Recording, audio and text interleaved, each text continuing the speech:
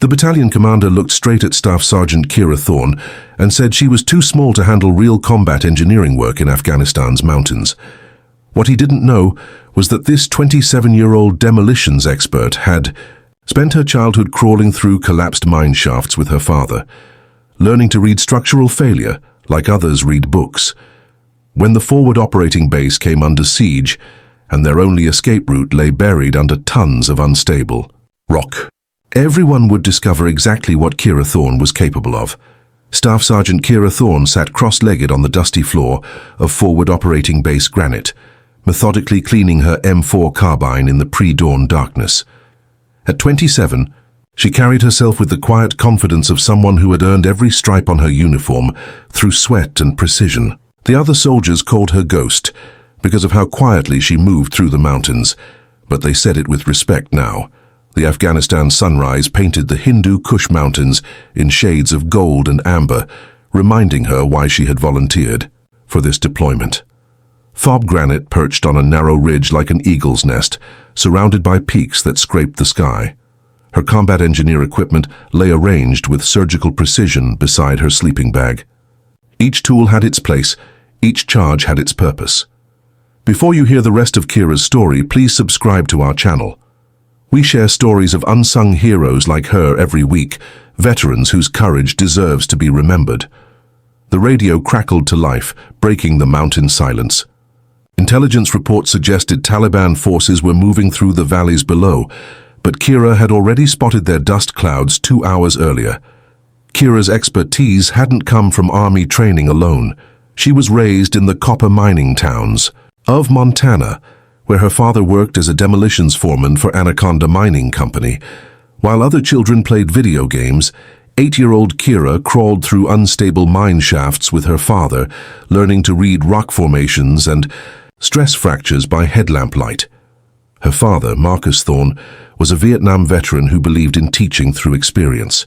He showed her how granite behaved differently than limestone under pressure, how to calculate blast patterns that would bring down a tunnel without damaging support structures 50 feet away. By age 16, she could set shaped charges that would crack a boulder along predetermined lines with mathematical precision. When the mine collapsed in 2014, killing her father and 3 other workers, Kira joined the Army Corps of Engineers. She carried his demolitions manual in her cargo pocket, pages worn soft from handling. The Army taught her military procedure and proper protocols, but her real education had happened in the darkness beneath Montana mountains. Her drill sergeant had called her reckless during basic training, until she demonstrated how to clear a simulated building using 1/3 the standard explosive charge while achieving better results. The physics were simple if you understood how structures wanted to fall. Now in Afghanistan, she applied those same principles to Taliban tunnel networks and improvised explosive devices, reading the landscape like sheet music.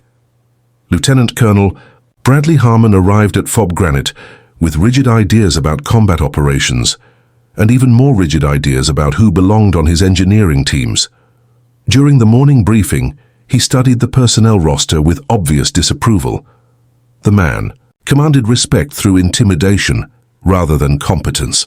His chest displayed ribbons from rear echelon assignments, but his eyes held the particular arrogance of officers who had never crawled through rubble while mortar rounds landed overhead.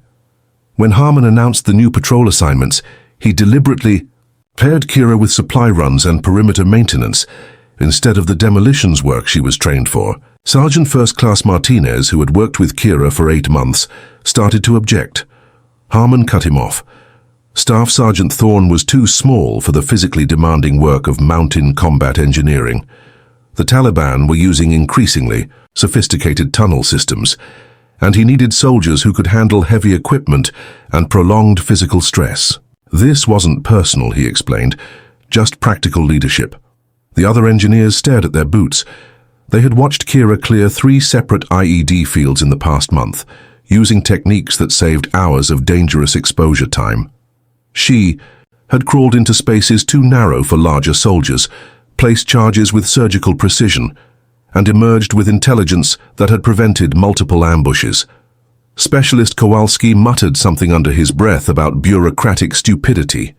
Harmon's head snapped toward him like a hawk spotting prey. Any soldier who questioned his tactical decisions could join Thorne on supply duty.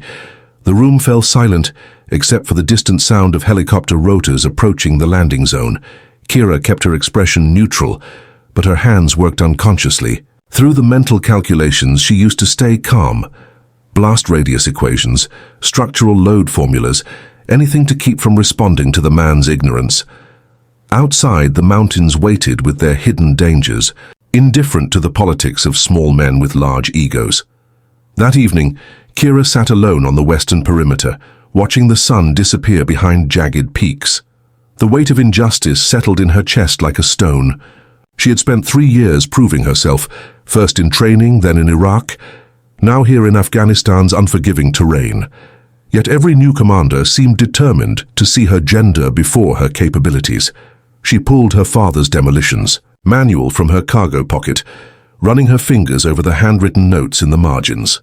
His careful diagrams showed how to read rock formations, how to predict where structures would fail under stress.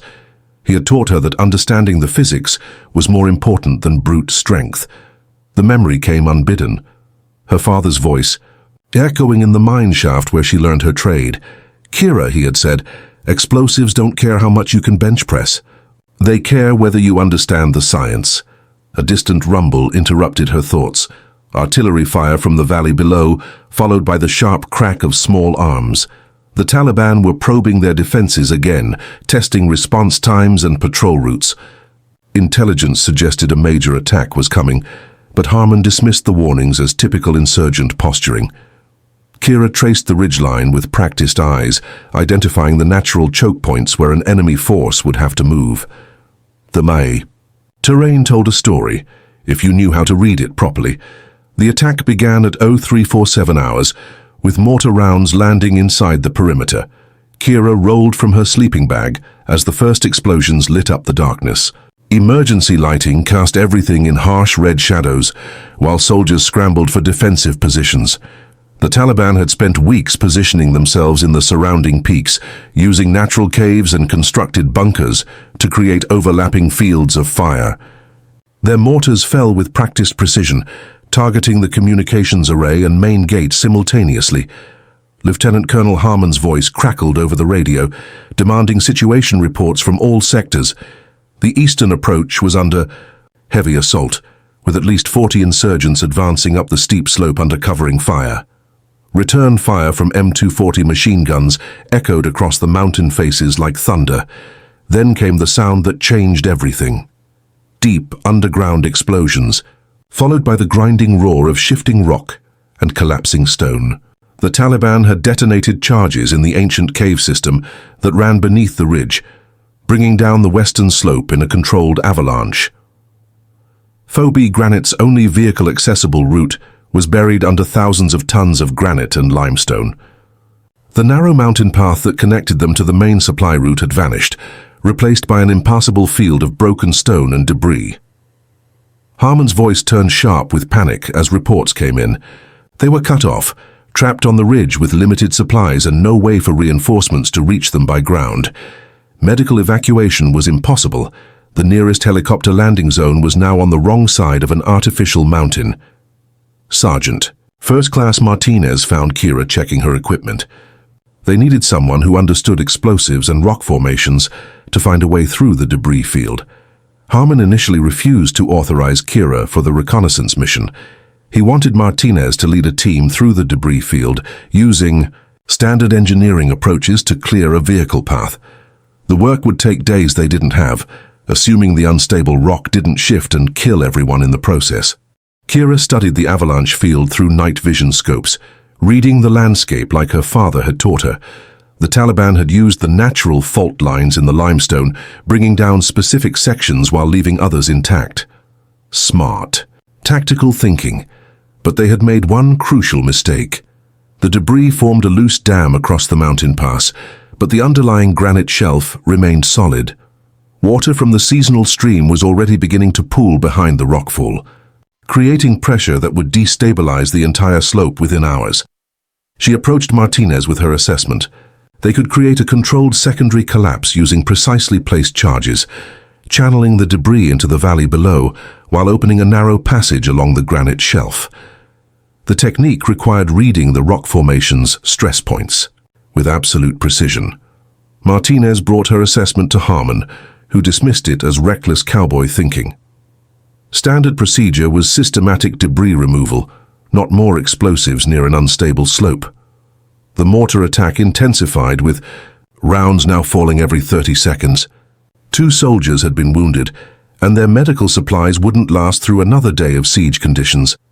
When the 3rd casualty came in with shrapnel wounds that required immediate evacuation, Harmon's resistance finally cracked. He authorized Kira to attempt her solution, but made it clear that any failure would be her responsibility alone. She nodded once and began calculating blast patterns in her head. Kira worked through the darkness, placing shaped charges at 17 specific points along the debris field. Each charge required precise calculation of weight, angle, and timing sequence. The physics were elegant in their simplicity, but the execution demanded absolute precision. The controlled demolition lasted 47 seconds. Sequential explosions channeled the rockfall into predetermined paths, opening a passage just wide enough for vehicles while reinforcing the stability of the remaining slope. Water from the blocked stream found its new course, preventing the catastrophic secondary collapse that would have buried the entire pass. The medical evacuation helicopter reached the casualties within 2 hours. Resupply convoys followed at dawn, bringing ammunition, food, and reinforcements through the passage Kira had carved from solid stone. Lieutenant Colonel Harmon never formally apologized, but his patrol assignments changed immediately. Kira found herself leading the engineering team for all subsequent demolitions work, with full authority to implement her tactical assessments. Sergeant First Class Martinez requested her for his next deployment. Other commanders began asking specifically for the small demolitions expert who could read mountains like books and move stone with surgical precision. The helicopter's rotor faded into thunder as it carried the wounded to safety, then into memory, as another mission completed. But in the mountains of Afghanistan, among soldiers who understood that competence mattered more than preconceptions, Staff Sergeant Kira Thorne had found the respect her expertise had always deserved. The stone remembered her touch long after the war moved on.